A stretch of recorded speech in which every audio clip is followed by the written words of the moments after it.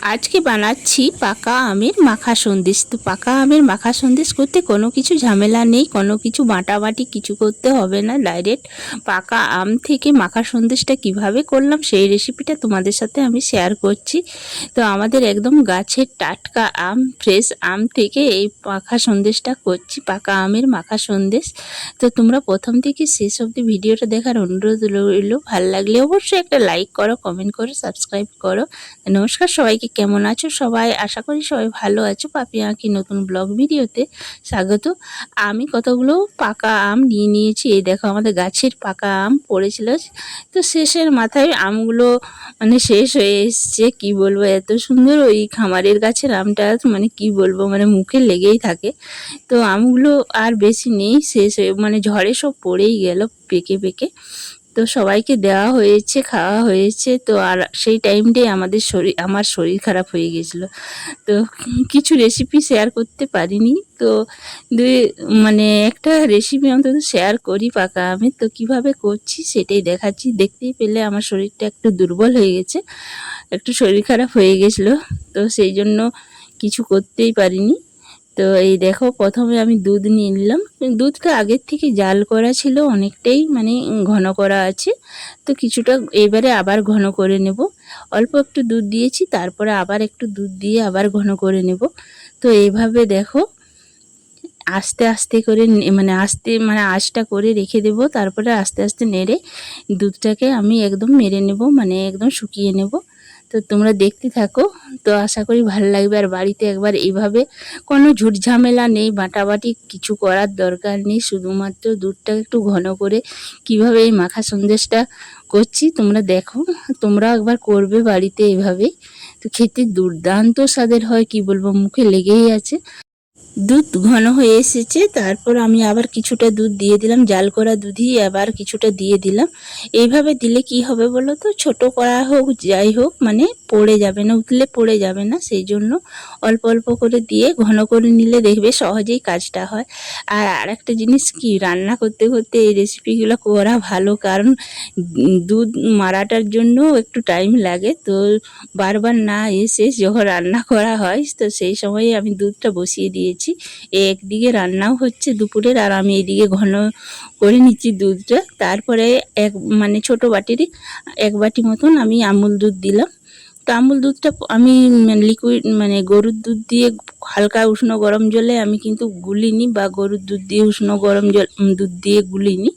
শুধুমাত্র দিয়ে দিলাম ঘন করা দুধের মধ্যেই, যাতে একটু দানা দানা থাকে। সেটা খেতে এত সুন্দর হবে না, মাখা সন্দেশে একটু দানা দানা থাকবে, সেটা খেতে দুর্দান্ত হয়েছে। বললাম না, কোনো গুলাগুলি মানে বাটাবাটি কোনো কিচ্ছু করার দরকার নেই, শুধুমাত্র দুধ ঘন করে দিলেই হবে। আর এই দেখো ভালোভাবে মিশিয়ে নিলাম। দেখো আমুল দুধটাও তো ঘন হয়ে এসেছে। এরপর আমি দিয়ে দিব চিনি, চিনিও দিয়ে দেবো। যে যেমন পরিমাণে মিষ্টি খেতে চাও সেই পরিমাণেই চিনি দিবে। তো ওই বাটির 1 বাটি, ছোটো বাটিটার 1 বাটি মতনই চিনি দিলাম, আর একটু কম দিলাম।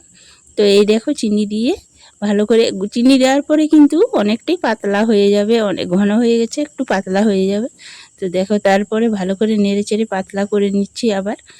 তো এইভাবে করবে, দেখবে সত্যি খুব সুন্দর হয় খেতে, মুখে লেগে থাকবে। রুটি পরোটার সাথে সবের সাথেই খুব সুন্দর লাগবে খেতে। তারপর আমি চিনিটা দেওয়ার পরে এরপর আম দেব। তো আমটা দিচ্ছি, মানে আমটাও আমি কোনো মিক্সিতে বেটে বা কিছু করে দিচ্ছি না, ডাইরেক্ট একটা আমাদের গাছের টাটকা একদম ফ্রেশ আম দিয়ে দেব। তো দেখো, তো কড়াইতে চাপানোই আছে। আমি এরপর একটা আমাদের ফ্রেশ আম নিয়ে নিয়েছি, এরপর কাটবো। তো কোনো কিছু ঝামেলা ছাড়াই কিন্তু এই মাখা সন্দেশ, আমের মাখা সন্দেশ পাকা আমের মানে হয়ে যাবে। তো কোনো কিছু ঝামেলাই নেই। তোমরা যদি প্রথম থেকে শেষ অবধি ভিডিওটা দেখো তো বুঝতেই পারবে, কোনো কিছু কিন্তু ঝামেলা নেই যে আগের থেকে কিছু করে রাখতে হবে, মানে দুধ গুলিয়ে নিতে হবে, সেসব কিছু, আমুল দুধ গোলাতে হবে, আম বাটতে হবে, এইসব কিছু করার দরকার নেই। ডাইরেক্ট আম কাটো, কড়াই চাপা থাকবে, আম দিতে থাকো। যে যেমন পরিমাণে আম দিবে, যতটা পরিমাণে করবে সেই পরিমাণেই আম দেবে, কম বেশি যে যেমনভাবে তৈরি করতে পারো। তো আমি যেমন অল্প করছি, তো সেই জন্য আমি একটা আমের মানে সাইডগুলো দিয়ে দেব, আঁটিটা বাদ দিয়ে। তো এই দেখো কিভাবে করছি, দেখো ছুরি দিয়ে ছোট ছোট করে আমি কেটে নিচ্ছি আমটা, এরপর ডাইরেক্ট কড়াইয়ের মধ্যেই দিয়ে দিচ্ছি। এইভাবে কেটে দিয়ে দিলে দেখবে সহজেই আমগুলো কাটা যায় এবং দেওয়া যায়।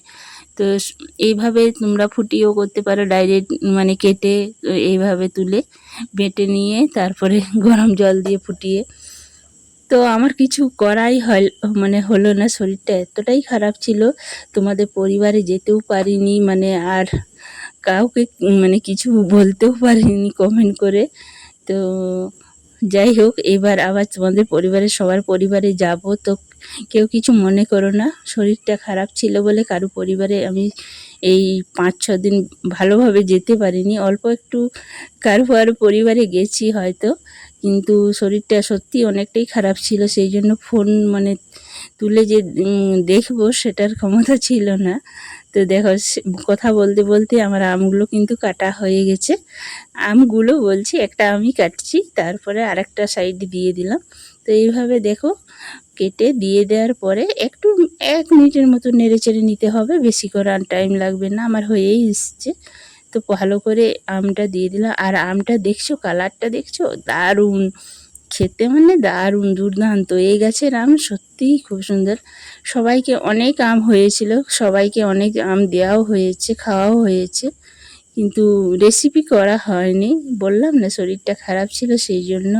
তো দেখো আমগুলো ভালো করে এমনি করে থেকে নিলে একটু নরম মানে করে নিলাম, এরপর শুকিয়ে গেছে, এবার নামিয়ে নিচ্ছি। তো তোমাদের সাথে কথা বলতে বলতে একটু লেগে গেছিলো, মানে একদম ধরে যায়নি, একটু সামান্য লেগে গেছিলো, কিন্তু ধরে গেলে গন্ধ হয়ে যেত, তো সেটা একটু খেয়াল রাখবে। যাই হোক আমারটা মানে উপরটা পুড়ে যায়নি। এক হাতে করা মানে মুশকিলই হচ্ছে, আর শরীরটা যেহেতু দুর্বল সেই জন্য তাড়াতাড়ি করতেও পারছি না। তারপরে একটা প্লেট নিয়ে নিলাম, স্টিলের প্লেট, সেটাতে একটু ঘি মাখিয়ে নিলাম। আর এই ঘিটাও কিন্তু বাড়িতেই তৈরি করা, আমি মোটামুটি জিনিস বাড়িতেই তৈরি করে খাওয়ার চেষ্টা করি। তো এই দেখো আমার হয়ে গেছে। এরপর আমি ওই প্লেটে ঘি মাখিয়ে নিয়েছি, সেই প্লেটে এটা মানে আমি ঢেলে দিচ্ছি, মাখা সন্দেশ যেটা আমি তৈরি করেছি সেটা আমি ঢেলে রেখে দিচ্ছি। তো ঢেলে আমি ভালো করে সেট করে নেব, সেট করে আমি ফ্রিজে রেখে দেব কিছুক্ষণের জন্য। মানে আমি যেহেতু দুপুরে বানাচ্ছি, আমি সন্ধেবেলা রাত্রিবেলায় খাবারের সাথে খাবো, রুটি বা পরোটা যাই করি সেটার সাথেই খাবো, সেই জন্য সেট করার জন্য রেখে দেব এখন কিছুক্ষণ জন্য, 5-6 ঘন্টার মতো। তো দেখো হয়ে গেছে, এইবার ভালো করে পরিষ্কার, তো কতটা লোভনীয় হয়েছিল, খেতে দুর্দান্ত স্বাদের হয়েছিল। তো দেখতেই পেলে কত সহজে পাকা আমের মাখা সন্দেশ হয়ে গেল, কি বলবো, মানে কিছু এরকম মানে আলাদা কোনো ঝামেলাই তৈরি করতে মানে করতে হলো না। আর দেখো আমাদের সবার পরিবারেই অনেক কিছু কাজ থাকে, তাই বেশি বেশি যত সহজে রেসিপি করা যায়, যত মানে টেস্টি রেসিপি করা যায় সহজভাবে, সেটাই করার চেষ্টা করা হয়। সবাই করি, আর সবার রেসিপি ভালো হয়, কি বলবো, মানে খুবই ভালো হয় সবার রেসিপিগুলো। আমি তো সবার রেসিপি দেখি সেই জন্য বললাম। তো সত্যি সবাই সব রেসিপিগুলোই আমার ভালো লাগে। তো এই দেখো কতটা লোভনীয় হয়েছে, আর খেতে দুর্দান্ত। আর আমার আমটা কালারটা দেখছো, একদম ফ্রেশ আম, মানে কোনো কেমিক্যাল মেশানো নেই। তারপর আমি ফ্রিজে রেখে দিলাম। তো এমন ফ্রিজে রেখে দেওয়ার পরেই আমাদের ঝড় বৃষ্টি হওয়ার পরেই কিন্তু লাইনটা কেটে রেখে দিল। তো যাই হোক, জিনিসটা বরফ আছে সেটাই ঠান্ডা হবে। তো সন্ধে হয়ে গেছে, তো আমার রুটি তৈরি হয়ে গেছে, রুটি পরোটা করছিলাম। তো আমার বড় ছেলে তো পরোটা খাবে না, রুটি খাবে সন্ধ্যের সময়।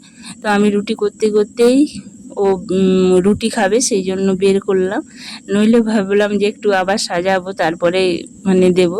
তো আর সাজালাম না, যে চামচও আনিনি, ডাইরেক্ট চাকুতে ছুরিতে কেটে নিচ্ছি ছোট ছোট করে। তো মানে মাখা সন্দেশ তো একটু নরম নরম হবে, খেতে কিন্তু দুর্দান্ত লাগে। মাখা সন্দেশ একটু নরম না থাকলে কিন্তু খেতে সেই টেস্টটা হয় না। দেখো পুরো খেতে কি বলবো, দোকানে কি হার মানাবে, এত সুন্দর হয়েছিল, কিন্তু বেশি ঝামেলা ছাড়াই এরকম মাখা সন্দেশ তৈরি বাড়িতে বেশি বেশি করে করে খাবে, মানে কম খরচে বেশি ভালো জিনিস খেতে পাবো।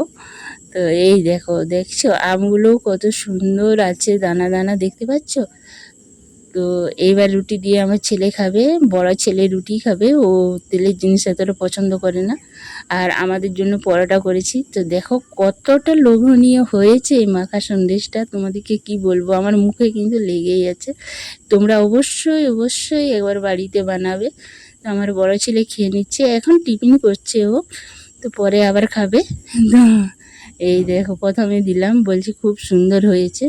তো ছেলেদের, মেয়েদের, বাচ্চাদের যদি ভালো লাগে সেই খাবার সত্যি মুখে লাগার মতনই হয়। তো আমাদের জন্য দেখো পরোটা করেছি, আমি আটার হাতটাও ধুইনি। তো ও খিদে পেয়েছে, আর লাইনটা এত ডিস্টার্ব করছে কি বলবো। তো ভিডিওটা আজ এই পর্যন্ত, দেখা হবে আবার নতুন একটা ভিডিওতে।